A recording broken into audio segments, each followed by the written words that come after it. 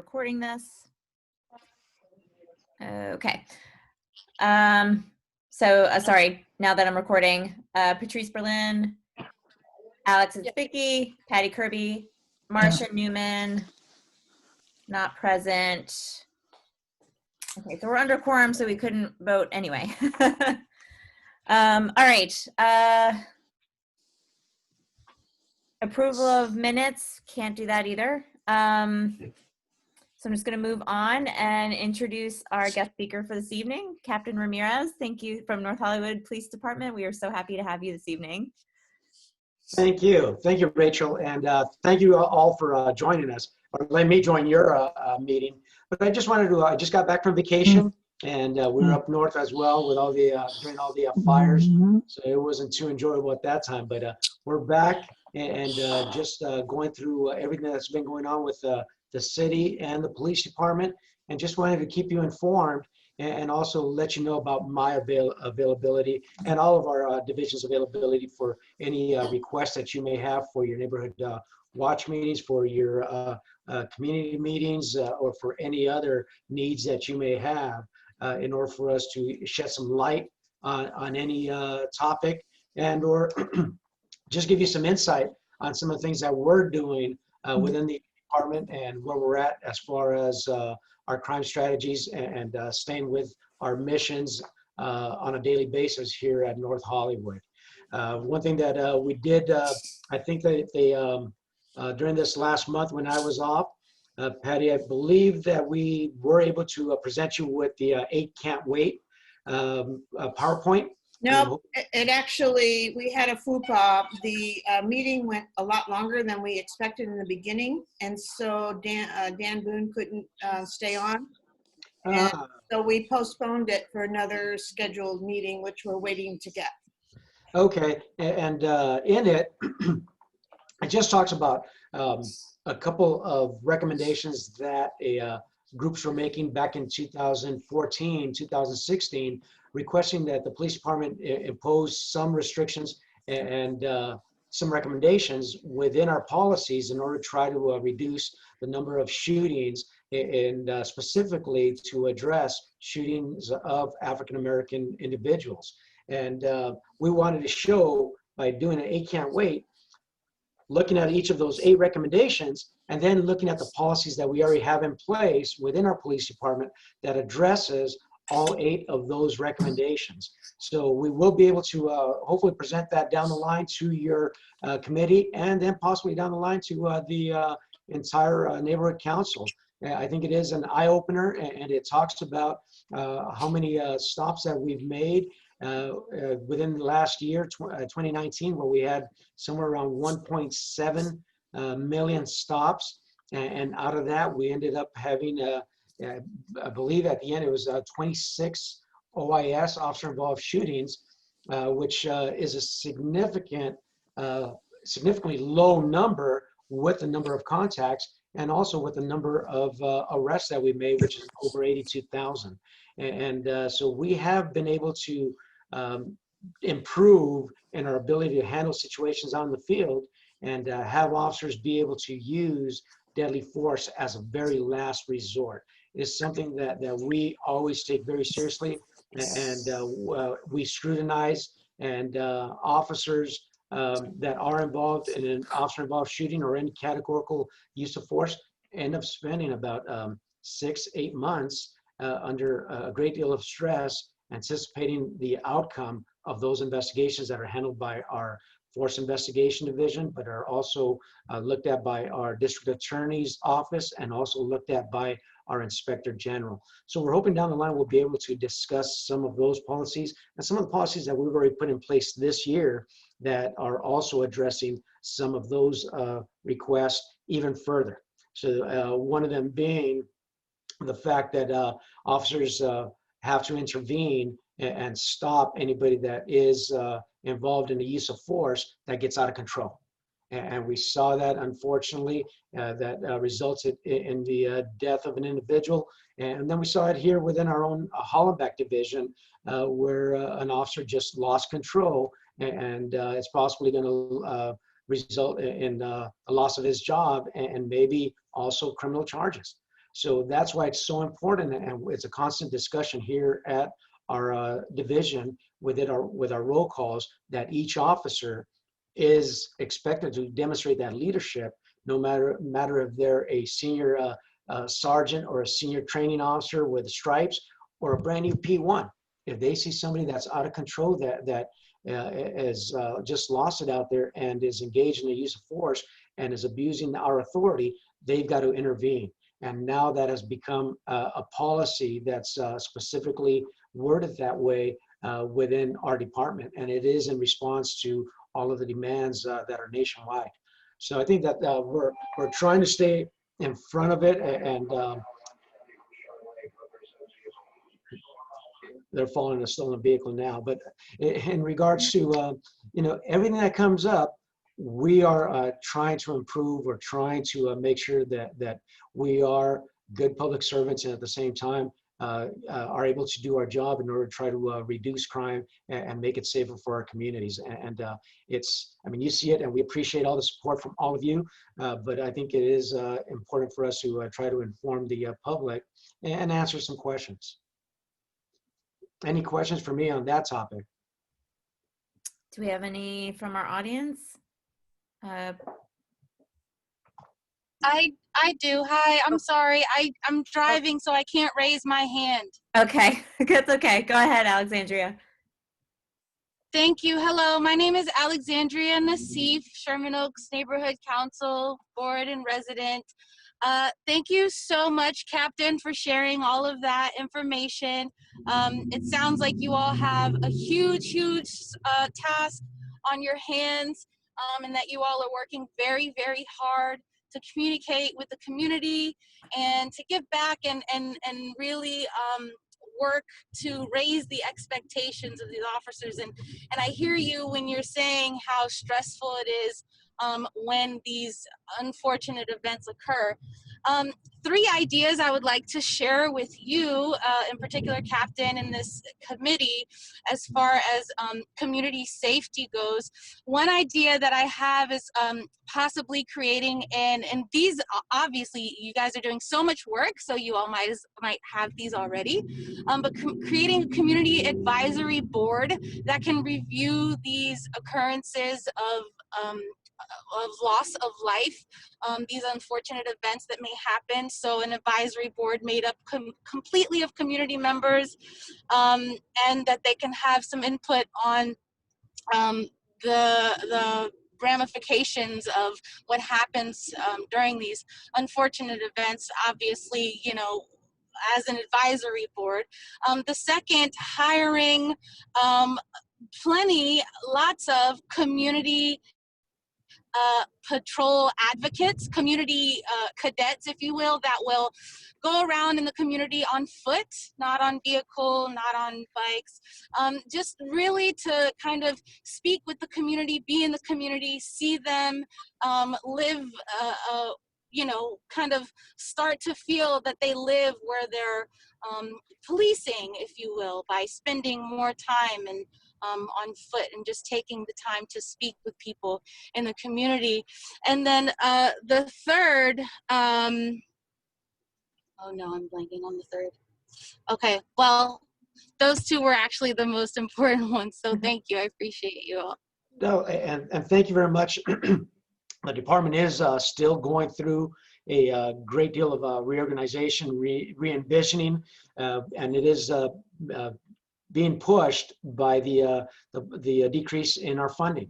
And so during this time, last 2 months, the Chief of Police, Chief Moore, has requested that we submit, that first we come in with a committee, a specific purpose committee, in order to be able to come up with recommendations in order to be able to improve our operations, to become more efficient, to address specific needs, to address specific issues from the community. And here in North Hollywood, we had 2 meetings, and we submitted over 4 pages of recommendations. We sent it downtown to the committee, and then they sent back a document that's about 20-some pages long, in recommendations that are being looked at, and many of those came from here in North Hollywood. Would have loved to have included, and I think we did discuss some aspect of having community patrol advocates, community station officers that are from the community, as opposed to sworn officers that could take on many of our responsibilities. Because that's one thing that we're also looking at, is what are some jobs and some radio calls that we can move on to other entities to have them take on the responsibility and reduce both our workload, but at the same time possibly reduce confrontations that we don't need to be involved in order to try to reduce the amount of use of force, and some of them that turn deadly. One of those being dealings with mentally disturbed individuals, and also dealing with our homeless individuals. So we are looking at some of those aspects. I'm hoping that they will be looking at, and the mayor's office is probably going to chime in regards to the community patrol advocates. But that's a great idea, and it helps us, because now we're looking at how can we get better feedback and more information from the communities, so we can address those concerns even with more focus, as opposed to us just putting officers in the field and making stops, because we're saying that that isn't always the best answer. And so we are looking at other possible ideas such as this. As far as the community advisory board for uses of force, in the categorical use of force, which includes the officer-involved shootings, we have the police commission, and that is the chief's boss, and eventually all of our bosses. When we do go through the process of investigating the use of deadly force, we present it as a recommendation here from the division over to Valley Bureau, to Chief Rodriguez and to Commander Hamilton, and we give them our recommendations as to whether it was in policy or out of policy. And also, was a drawing and exhibiting of the gun in the first place in policy or out of policy? Were the tactics used by the officer in policy or out of policy? We submit that all and with recommendations, each of those three categories, to the chief. Then we go downtown and submit it to a board of sworn and internal board members, and then they make that their recommendation. They can either concur with us or override it and oppose us, and then they make that recommendation to the chief of police. The chief of police takes that recommendation and decides whether he will go with it or he will go against that recommendation, and then he submits that to the police commission, who has the final saying in regards to whether that shooting was justified. I see Patty Kirby has her hand up. I just wanted to add to that, besides that more formal, I know that the days of dialogue have dropped off a bit, but I know, Captain, that's something that you want to get the community involved in, is days of dialogue meetings. So, and also there is we have the Police Community Advisory Board, and there's 32 of us in North Hollywood that reach out to the community and take input and get it back to Captain and LAPD. So you can get my email or Sherry's email for Studio City, and we can help you out. That's it. Thank you. Yes, thank you, Patty. And I think that's a very important part of our success over the years. And still, we're revisiting it and looking at everything we're doing and seeing where we can improve. Our police officers here are very positive, and they're still out there doing a lot of good work. Unfortunately, we still have a heavy call load. That seems to not have changed. We're somewhere around 900 radio calls for a 4-week period. I'm sorry, for every week. And sometime last year we were slightly over 1,000. And that has stayed up at those numbers even during these difficult times. And our police officers are responding to those. And at the same time, they're handling and making arrests out in the field that are significant and definitely improve community safety. Alex, were you raising your hand? You have to unmute yourself. I am. Okay. Alex, wait, You're muted. Oh, here we go. there you go. Can you hear me now? Great. Thank you for coming. I appreciate you giving us an update on how things are progressing. My question it's twofold actually. Because I've been involved with the neighborhood council for about 5 years now. And every time we have an update from an officer, we get the idea that we're always going to be shorthanded and you're overworked and whatnot. And you don't have to answer this right now, but I come from a finance background, and I just feel that the budgeting for the LAPD is basically a little askewed, because what's happening is that rather than hiring new patrol officers, the extra funds that are given to the police by the city is being siphoned to increases in raises with salaries and pension whatnot. And I'm just concerned that if we don't revamp that and sort of change the way that works, we'll never have enough police officers on the street, because it'll bankrupt the city to actually give a normal amount of what we need in patrols. This is an old song and dance we've been asking for the last 3 or 4 years. I don't need an answer on that right now. I just want to put it on the record that I think we need police reform with pensions and salaries in order to bring in new officers, and maybe not so much, not have so much, maybe spread a little of the budget for more officers. But my real question is do you believe that our political officials like the mayor and our council people should have their campaigns funded by the police union and have any involvement at all with the police union? Because I just feel that it's a counter, there's a conflict of interest there. And I believe that if we want to revamp the oversight, that when you have the Police Protective League involved with the elections of our city officials, there could be a conflict of interest there. Has there been any thought about having that revamped? Alex, I won't be able to answer that specific question. It is on the political side, so I try to stay away from that aspect in regards to how our union interacts with our mayor. But one thing that I can say is I came on the job back in 1990. And at that time, we had about 8,000 officers. And we weren't getting paid anywhere near what we're getting paid now. I agree with you, the cost has gone up significantly. And when the idea came up that we were going to go up to 10,000 officers, at that time, being a young police officer, saying, you know what, if you give us more overtime, then we'll be able to accomplish the job of those 2,000 officers. So we always think that way as well. But you're right. I think that we have to look at all the finances and be able to see, hey, how can we make this better? The city is very large, as you know, and the cost to run the city is very expensive. It's so high. And that's when we look at our police officers and saying, hey, how can we continue to hire them on at this rate? Because they do come in with a large cost for all the benefits and everything that's associated with it.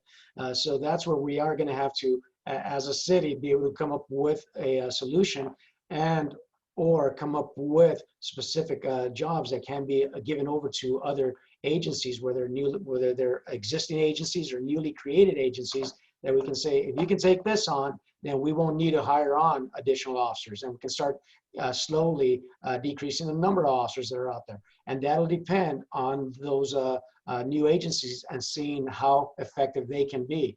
We're hoping that they will come up with some solutions, because I agree, if we can maintain it and still be able to, our officers here, we're about 250, 260 officers. We've got about 4 other divisions that are larger than ours number-wise, and they do a fine job handling the workload, the call load. Would we love to see more officers out here? Definitely. It makes it much easier. But can we make that happen? Again, I side with you on that, Alex. It's a little too expensive. So how can we reduce the workload so that way we can keep on being able to accomplish our mission and provide the best service possible? Okay, I have Patty Kirby and then Richard Niederberg. Go ahead, Patty. Hey, Alex. I just wanted to let you know that we did ask Director Dave from the Police Activity League, your question that you mentioned. And I have it somewhere, I'll look it up. And I also asked you to email me, and maybe you didn't get my email, but if you could email me that questions then we can get you a more specific answer from the Police Activity League. One of the main points that he brought up was we need to hire good officers, and we need to keep good officers. To keep good officers, we need to have them happy and with good paying benefits. So Director Dave explained all that, and I can get you that transcript. If you could just send me an email with your question, and I can hook you up with that. Thank you. Okay, Richard? Yes, my question is there a palatable way with the rank and file and also the bean counters to replace a lot of the sworn officers with the civilian personnel at the front desk? That, coupled with the fact it appears that the overtime is not a problem because it's much cheaper to pay one retirement, even if it's higher, than to pay retirement for two. I'm not asking you a political question. I'm just trying to see, is there a way to make this work? Definitely, and there's a lot of things that we can fix and make the department a lot more effective. We have a lot of officers that are restricted because of injuries, and it happens on the job, and so they should be protected to some extent. But they also count against us when we can't put them in the field, and they can't take on jobs that they were hired on for. So those are some things that we're going to have to also look at. As far as civilians being able to take on some of these responsibilities, we'd love that to happen. And that's what the station officer idea was about before this whole COVID started. And it was one of our goals for 2020, that we were going to be able to introduce that position citywide in order for us to put individuals at the front desk that were not sworn but were civilian and wouldn't take on the salary of a police officer, but would also be able to release the officers so they can go back in the field. Unfortunately, all of this went down, including the reduction in our budget, and so that went out the window right from the beginning. But along with it, a lot of our civilians, they're going to be facing furloughs, so they'll be taking 1 day without pay every 2 weeks. So that's going to reduce our workload, our workforce as well. And in order for us to compensate, we're going to have to put police officers in those positions. So, Richard, we're working backwards. Instead of going the way you're suggesting and recommending, we've got to backfill some of those civilian positions, and it should be the opposite. I have Patrice Berlin, and then, I'm sorry, it just has N on your screen. I don't know your name. But Patrice, do you want to go? Yes. Hi, Captain. Thank you for joining us tonight. I have a quick question. Last night, there was a land use meeting in regards to the Sportsman's Landing project, and we found out that they are asking for approval for 918 seats with alcohol. Excuse me, I'm losing my voice. And I'm just wondering if the police department has any input on these city planning matters that will, I would imagine, affect the police department. If these restaurants are open till 1 a.m. every single night, 918 possible seats. Which location was this again, This Patrice? is a Sportsman's Lodge at Oh, Coldwater, okay. Ventura. So, yeah. Originally there was 5 or 6 restaurants. They bumped it up to 10 now with Yes. alcohol. And also the market's going to be open. That was never in the original plan, but there's going to be a market open till midnight as well. So that brings a lot of people in the neighborhood that are probably going to be drinking, and I'm guessing it's going to affect your workforce. Oh, definitely. And one of the things that we are looking at as part of our reorganization is possibly downsizing our vice unit that oversees the sales, the proper sales of alcoholic beverages. And they may downsize that group and send them to a centralized bureau instead of each division having their own vice unit. And those vice units are very responsive and also very effective in dealing with these ABC laws, alcohol beverage control laws, that impact the neighborhoods. As far as the locations, when they do apply, those applications will eventually come through our division in order for us to either support or oppose or have no position on the issuance of that license. During that time, we'll normally take a look at the calls for service, the amount of crimes that we have in the area, and then we'll also be able to, if possible, look to see what kind of security, what kind of systems the new business is going to be putting into place in order to effectively operate without becoming a drain for services or a problem for the community. And we will also be able to put recommendations and conditions on their license that requires them to either hire security guards, close during certain hours. As far as on-sale locations, bars and restaurants, not have happy hours, not have specials on sales of alcohol, 2 for 1, and those type of items. So before I go, I'll give you my email so you'll be able to send me a reminder on that, and I will get you in touch with our vice unit so that way we have that discussion and we have the input from the community. So we also have you present during that licensing process. Excellent. Thank you. Thank you. Okay, we have time for one more question, and then from N. Sorry, it's Natalie. Oh, hi, Natalie. Hi. Captain, thank you very much. I wanted to just ask if you could confirm if it's true that the transients and the homeless that are out on the streets right now have all been offered a place to stay indoors, but have refused. The information is kind of mixed about that. As we were talking about the Sportsman Lodge, the Sportsman's Lodge has 400 rooms, 200 rooms that houses 400 individuals, and they're using that for homeless individuals. We've got that one. We've got the bridge housing that's up on Raymer, and we've got a couple of other locations that are being looked at for pallet housings that is going to be able to offer up even more beds within the division. At this point, we've got to have enough beds for the entire city of Los Angeles before we can take enforcement on that individual that's sleeping on the sidewalk and saying, you cannot be here because there's a bed available for you here at this location. So even though we're doing so well here in North Hollywood, it doesn't impact, the rule doesn't change yet. I think that's what CD2 is working on in order to try to ensure that, hey, if we've got all the beds available here in North Hollywood, then we should not have anybody sleeping on our streets here. Right, that's what I'm trying to figure out. At what point are we going to start enforcing this? Because I feel like we've kind of done what we have to do.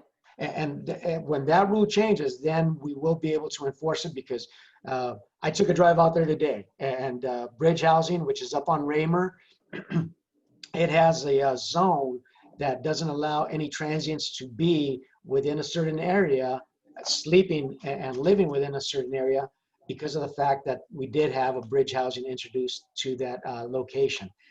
Well, there's plenty of them that are out there sleeping, and they got the tents up and everything else. Every Friday afternoon, every Friday morning, we get a send along with sanitation. We go out there, we advise them, we warn them, we cite them, and we remove the trash. And how is it that, I'm sorry, Sorry, Natalie. repeat again. Natalie, you need to unmute yourself. was it the city attorney that got you that zone that made it so you can enforce there? And what can we do to expand it to different parts of this city? It was written up as part of the bridge housing.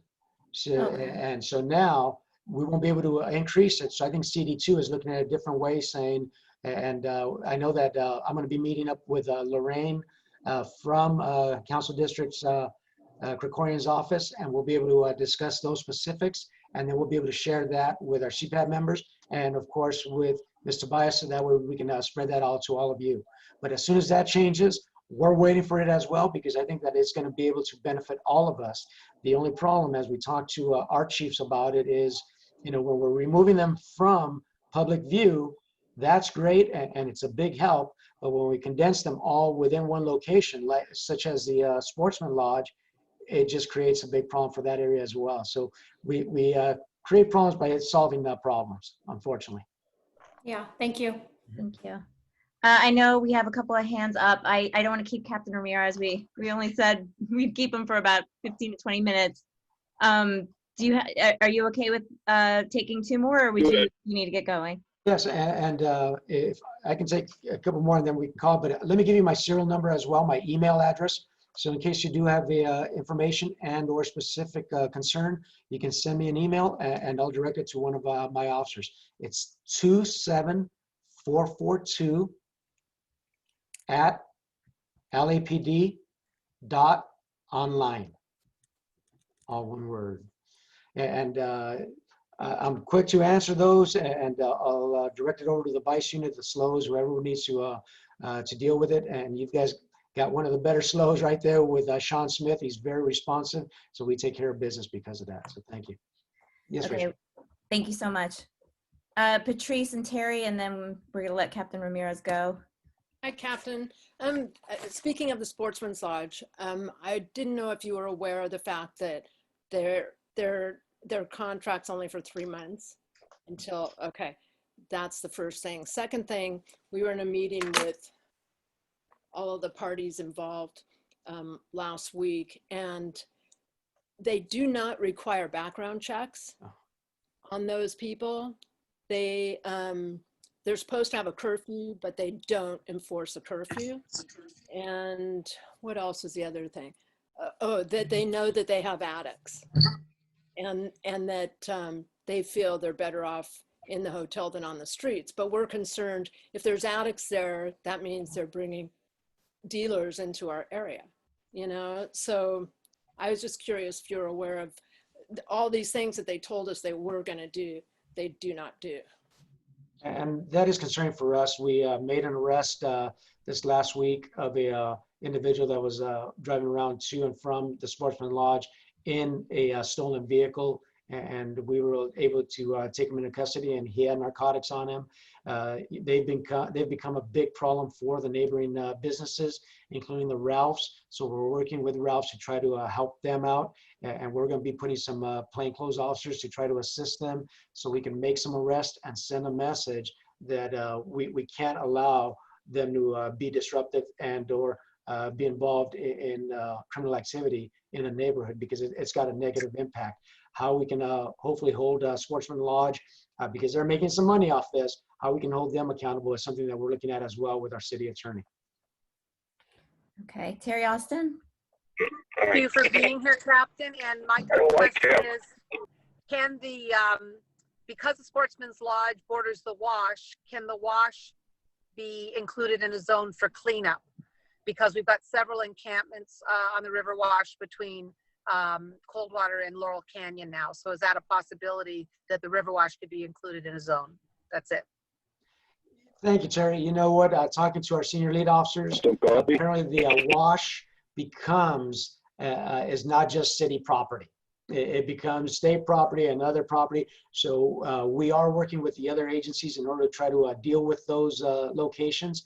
And so we are moving that direction in order to try to clean them up, and we'll continue to make that happen. One thing that I did like, because of all the housing that is being offered, I was reviewing one of our uses of force, the body-worn video, and during it, the bike unit came up on, before they had the use of force with another gentleman, they came up on a couple, a husband and wife. They were living in a tent in the Wash, and it was just a very unfortunate situation.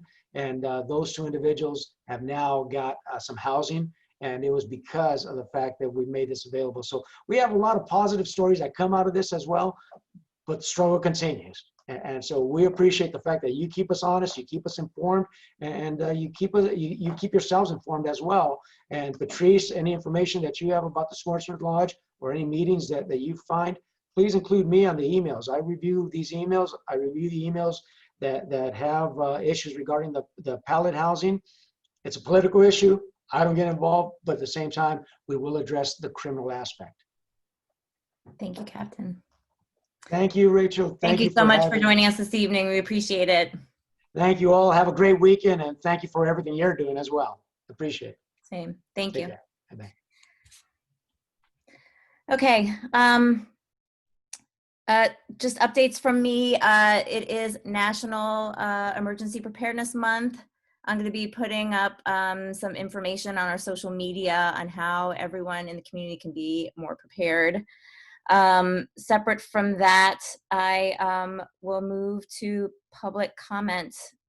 Give about 2 minutes per person if anybody has any questions. I see Mr. Spindler. Hold on, I'll unmute you.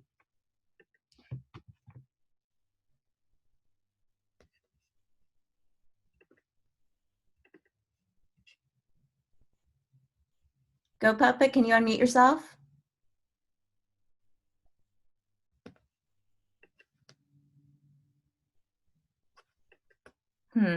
Take that as a no?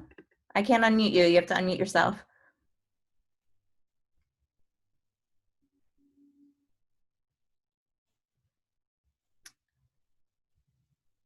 Okay, does anybody else have public comment?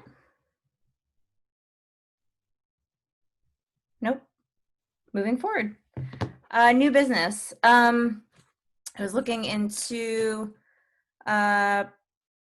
personal de-escalation training. I know a lot of people were asking like, oh, were we talking about LAPD? That's actually not what I was referring to. I feel like there's a lot of anger happening in the community right now, and there's ways in which you can deal with or strategies actually to prevent and mitigate crisis. And what I mean by that is learning what words or phrases to avoid and how to understand body language and recognize when violence is likely to occur. So I was hoping that someone from the committee could maybe help me to call around and get a guest speaker to come and teach de-escalation training. Anybody willing? I can try. Oh, at committee. I'm sorry. Oh, sorry. It's okay. Rachel? Yeah. Hey, I Pat. could check with actually with LAPD and find out if they have a civilian arm for that kind of thing. So I'll check with CPAB and LAPD and see what we come up with there. Okay, that'd be great. Thank you.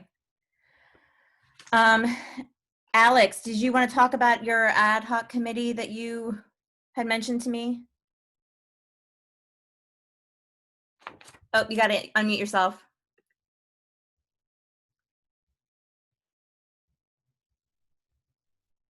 Nope, not unmuted. Come on, Alex. There we go. There we Hi. go. Yeah, well, I've talked about so many things, Rachel. Could you kind of narrow the scope? You mean what I talked about with the captain? No, you were talking, you had emailed me about the laws that were being changed in Seattle and that you had Well, yeah. I mean, the thing in Seattle, you know, and it had to do with a lot of things. It didn't just have to do with the rules of engagement. It also had to do with dispersing the funding that they already have more effectively. And I think the captain even actually alluded to that.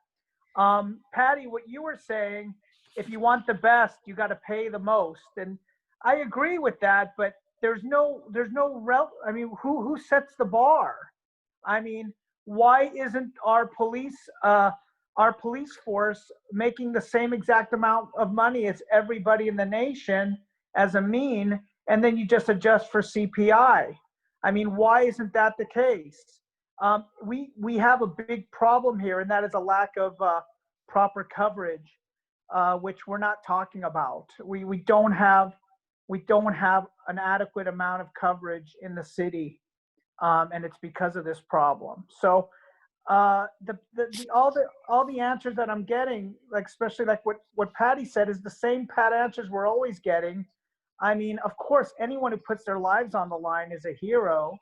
Then why don't we just pay everyone $5 million a year? Because life is really there; it's precious. There's no value on it. Or we could introduce the issue that we don't have enough coverage to effectively govern and protect our citizens and everyone. I mean, engage our people who are suspects. Why aren't we introducing laws? I would love to see a mirror of what Seattle did. And I Well, would you- like to introduce it to the city. You had Because mentioned, it's- I'm Yeah, sorry, I didn't mean to cut you off. Go ahead. no, go ahead. No, I was just gonna say, you had mentioned maybe pairing government affairs, there's a ricochet in the sound, but government affairs and public safety and addressing like an ad hoc committee to talk about those reforms.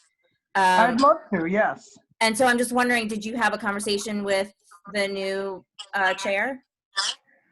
Of government affairs. No, I didn't. I copied them, I believe, but I haven't moved forward on that. Now, I'd be happy to start, but like I said, I haven't really received any. Like I said, this is something new to me. But my point is that yes, I would love to mirror what the proposals have been, and I think what the media has done and other locales. They've basically just said that this is just cutting the budget of the police. And that's not really all of what it is. What it is just earmarking funds more effectively. So, yes, I would love to do that. I didn't want to, you felt that I can go around PS and just go directly and create it. Is that okay with you, Rachel? I mean, I think that it's more government affairs than really public safety. I mean, Of course. it's kind of in the vein of it, but I really think it's more government affairs. And Okay. I think The that's what I vice was kind of chair alluding of to. government affairs is listening. Hi Oh. there. Hi, Barry. Hi, Barry. So Barry, you've heard what I've been talking about. I'd love to get your input on that. But again, I'm not talking about, cutting people's salaries. I'm just saying we can effectively just be more effective. That's all. Yeah. So, No, we could definitely do it in government affairs or do a joint committee meeting. Rachel, what do you think? I mean, I think that's the way to go. I mean, Patty, you had your hand raised. Do you want to comment? Well, I just want to say, I think that's a great idea. I think we could do an ad hoc committee. Just take somebody to spearhead it. So Alex, it sounds like if you could contact maybe Rachel and our new government affairs person. I'm sorry, I can't remember your name. And then we could do an email round robin and see where we go and how we can set it up. And then the other thing is, Alex, you kind of misquoted me, but I do want you to speak or get the information that Director Dave from Police Activity League gave. I think it'll answer a lot of your questions. And so I'll get that information to you, or I'll have you talk to him and he can explain it to you. And it won't be just a roundabout stuff. He's got the detail. Okay, so that's just it, but I'm looking forward No, to I understand. I don't mean to cut you off, Patty. And I'm sure there's very pointed answers, but whenever I've been involved with this neighborhood council for 5 years, and I've been a participant at the meetings for close to 10 years. Every time I get asked a question like this, I get this big inflated answer that goes roundabout on a billion different things, and they don't specifically answer my question. So I respect, and I'm going to look at what you're mentioning, but if it's going to be just pretty much pontificating, I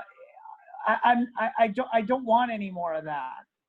I think you can have a conversation with Director Dave, and you can go back and forth and see how. Great, but maybe the interest of Director Dave might not be exactly the interest of the people at large. That's why you're there. That's why you're talking to him. But you just told me there was an answer to my question. Well, there's an answer. You can always, You mean an excuse? Yeah. So, yeah. Anyway, I know that. I don't want to take up any more time on this particular thing. You and I can go It's off. a huge this, though. Thank you. Yeah. Okay. Let's move on to Patty Kirby and CPAP report. Well, I'm gonna make this very brief because we just had Captain Ramirez on, and he pretty much updated, what the largest subject we have is, the defunding and the availability of LAPD. I was hoping Sean would be on, but we do have some questions about, for example, Jonathan being out there again, the homeless guy in Studio City. And I'm trying to get those answers, and I'll just have to follow up.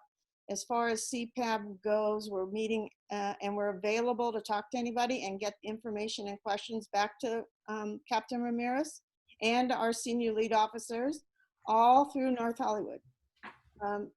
Not much else right now because of all of that. Thank you. Thanks, Patty.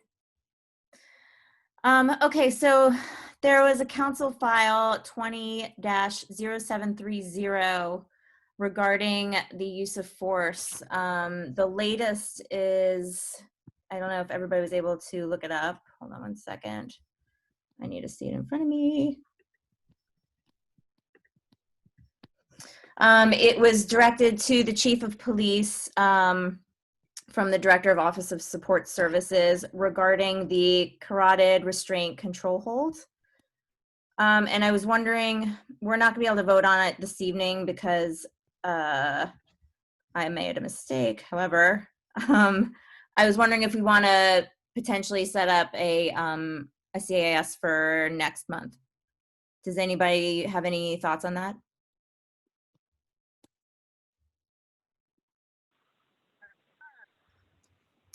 Why can't it be a motion tonight? I think because of it didn't get posted within a certain time frame. You can have a board member bring it, like Alex.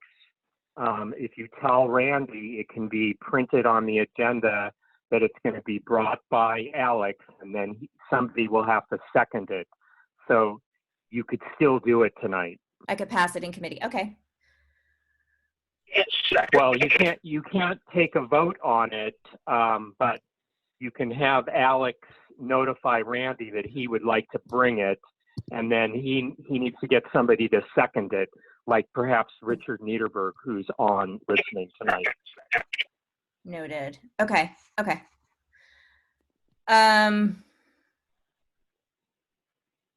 Okay. Does anybody then have any comments on it before I can?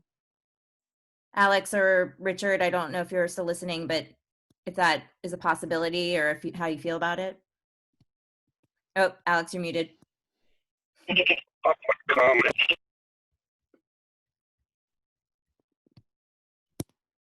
I'm happy to bring it. Okay, thank you. I believe we have a public comment. Mr. Goat Puppet, can you unmute yourself? Press the goddamn button. Damn asshole. All right, go ahead. Yes, again, I know you call it a fancy name. Carotid. It's called chicken necking back in the Midwest, yes. This is when a police officer gets you on the ground, attempts to sodomize you with a baseball bat, put you on the ground, and one fellow cop holds you down on your arms, and the other one puts his knee on your neck. And that's the reason why, as you'll see in videos if you look back, why was Mr. Spindler taking a knee back in as far as 2 years ago during the Pledge of Allegiance at council meetings? Well, because I knew 2 years ago the country's going to explode in fucking riots and these cops get caught on camera. Exactly right. Thank you to AT&T. Thank you to Sprint. Thank you to T-Mobile for giving the people a chance to have video on their phones to catch these racist, white, disgusting pigs putting knees on necks.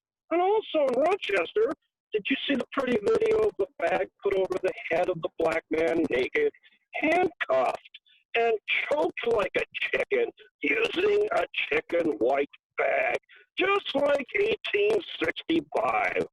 Now, police officers out there, rat out the bad cops, lead the Neanderthals.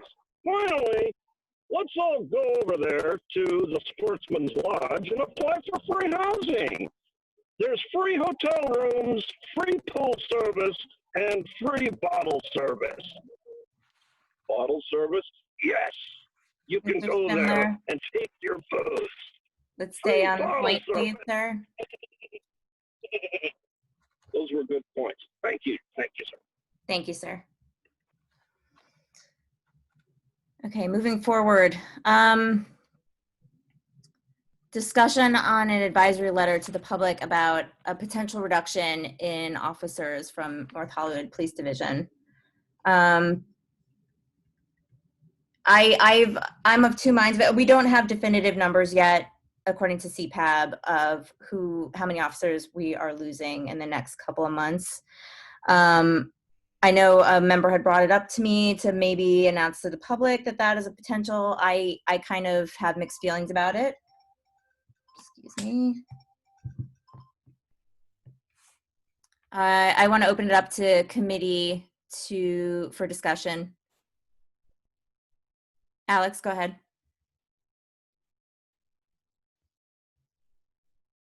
You have to unmute. Yeah, hi. This is just a more just blackmail to the public of reducing police officers. Basically, they have to just revamp their cost structure, and we won't have to deal with this anymore. I mean, obviously, we're definitely not being budgeted correctly. Something is wrong. We have the biggest budget in the United States aside from New York City, and we don't have a proper policing. Good policing, proper policing. So my point is that after the coronavirus epidemic is over, basically we're going to be in the red. I mean, our city is absolutely in a horrific fiscal state right now. They're trying to get money from the feds and kind of blanketing coronavirus with also their mismanagement for 10 or 15 years. Let's see how well our mayor does with that. But ultimately, we're going to go bankrupt. And if we don't talk about this and talk about the fiscal applications that we have to start applying in order to save the city, this whole thing about reducing our police officer force and whatnot is absolutely ridiculous. No, we need to reorganize the pay structure and the pension structure of current officers and new officers that are being hired in order to save our personal safety and infrastructure with the LAPD. That's my 10 cents. Patty Kirby. Well, in the meantime, it is a fact, and I do have also mixed feelings about how we present this to the community. We are expected to lose at least 10 officers between now and the end of the year, which is 5 cars available to answer 911 calls. So I'm thinking when we start losing them is when we decide how we're getting it out. We should notify the public that we're down cars.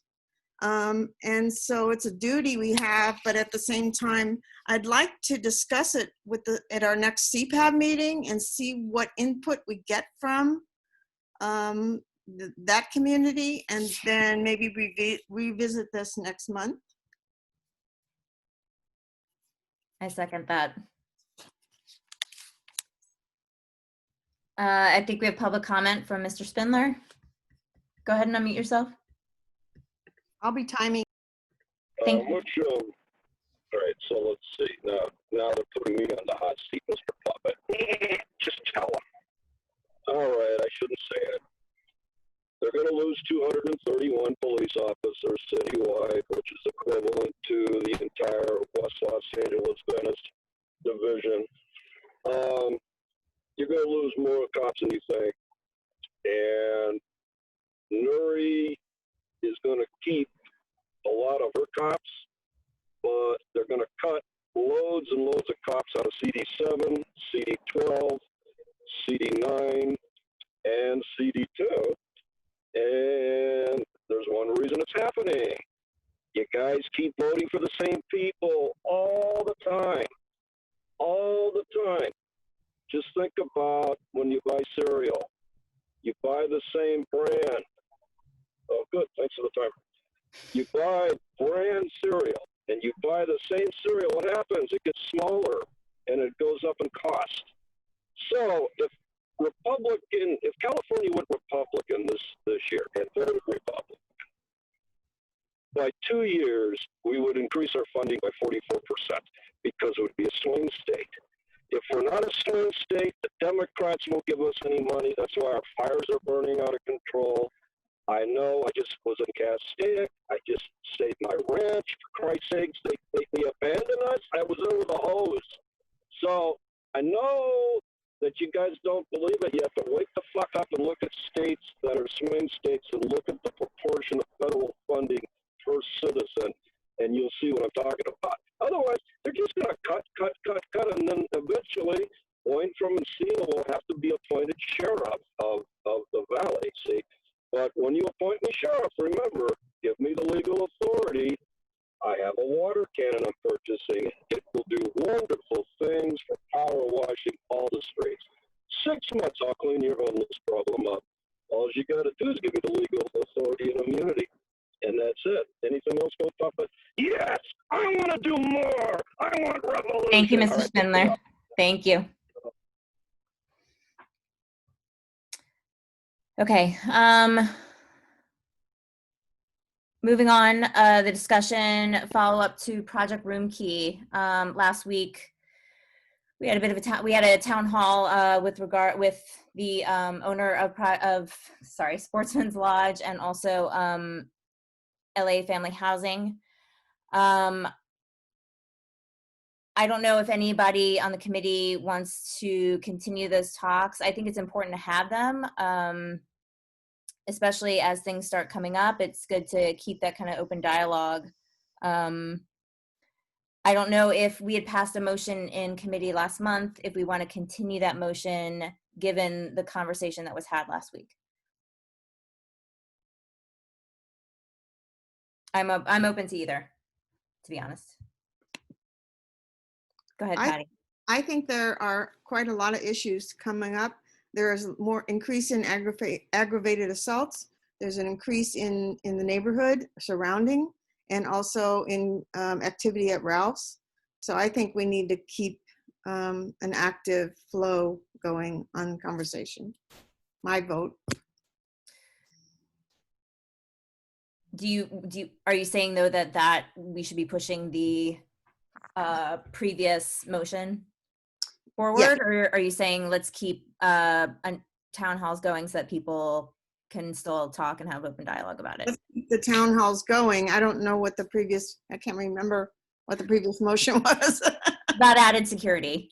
Oh, I think we need to keep pushing that too. Yes, so yes. It's only gonna get more testy as we go along, so might as well keep it front and center. Okay.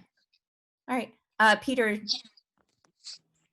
Yeah, any further public conversations with Sportsman's and Room Key and security need to include the captain, because what he is saying and his observations, as well as the bid, runs contrary to what Sportsman's is telling us. Exactly. Terry Austin? Yeah, I agree with Peter as well, because in that meeting, it did sound like the staff there had things under control. And then when you talk to this officer, we're hearing almost an opposite sort of situation there. So I agree. I think that having the police officer in on those conversations, a police officer, would be really helpful. And I think we do have to pursue the security. When I was listening to them, you know, I like to think that things can be rosy and be fixed. And I think they were a very intelligent group of people, and they spoke very well about what they were doing. But it isn't, it's not exactly the reality that I'm seeing in the neighborhood. So yeah, I agree with Patty and Peter that we should still pursue the security aspect. Go ahead, Patty. Oh, I forgot to. Oh, sorry, I'll lower your hand for you. Sorry. Peter, do you want to respond, and then? Yeah, just to be as polite as possible. You know, I live right behind the Sportsman's Lodge, and since 2008, I couldn't think of a worse neighbor.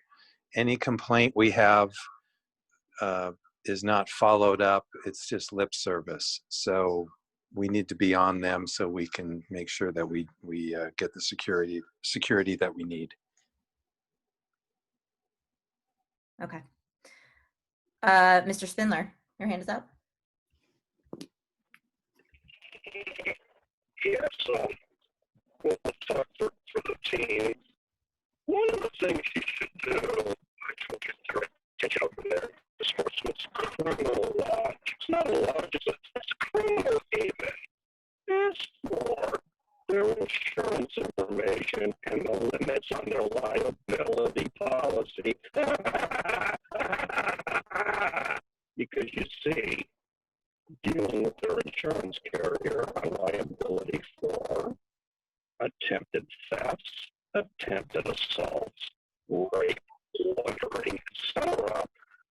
Civil liability, premises liability under the California Civil Code does. So, for example, if you house degenerates, criminals, lunatics, for example, such as LA City Hall, we should be able to sue LA City Hall for hosting the 15 criminals in the council every week. They have immunity, however, but not Sportsman's Lodge, no. So what is their policy? Get that, their liability limits, and the information of who represents them, so you can all file for liability claims. Once your dog is attacked by a homeless criminal, once your store is burglarized by their clients, once the gates close at 7 p.m. and they run out of the middle of the road, etc. Know what to do. You need to sue. Call Larry Parker afterwards, and we'll put them out of business. Make them learn not to house criminals one floor at a time. Studio City must be liberated. What about Encino? We'll get to that later when we put Paul Koretz in prison. Thank you. Thank you, Mr. Spindler. Patrice. So first of all, I have a quick question about the meeting tonight. There's the homeless committee is at 7 o'clock. Now, can that go on with us still being on? Or? Yes, we're using my private account. Okay. Yeah, we're not kicking them off. But that is a good point that the homelessness committee is meeting now if people do want to join that instead. Yeah, it's an important meeting for sure. Correct. But anyways, other than that, all I had to say was crime has certainly increased in Studio City. There was an armed robbery by a homeless person on a bike at Ralph's. We had a guy from there pass out at the end of our street and had to call the paramedics. We've had 3 assaults. I mean, it's lots of car break-ins, et cetera, et cetera. So that's all you all know how I feel about this. So. No, I think continuing the conversation and also pushing that motion to have more security will make people feel as safe as they possibly can at this point. I know what I was going to say. I mean, we've tried to get Sportsman's Lodge to pop some of the money that they're making off the homeless situation to get private security for our neighborhood. And he's just dragging his heels. He starts going down I'm talking about Ben Besley, starts going down the road of, well, I've talked to BID about their service that they have people on bicycles, So my guess is he's on BID. He's probably going to try and get BID to pay for it. But they're talking about for the businesses, they are doing nothing, as far as I know, for our neighborhood, which is right across the river. Yeah. Anyways, whatever we can do, whatever ideas you guys have, let's do it. I agree. Okay, does anybody have any announcements? Committee members? All right. Thank you guys for joining. I move to adjourn. Second. Thank you all. The homeless meeting next. Yes, join the homeless committee meeting. Thank you. Thank you, everyone. I appreciate it on Friday night. Bye, everybody. Yeah.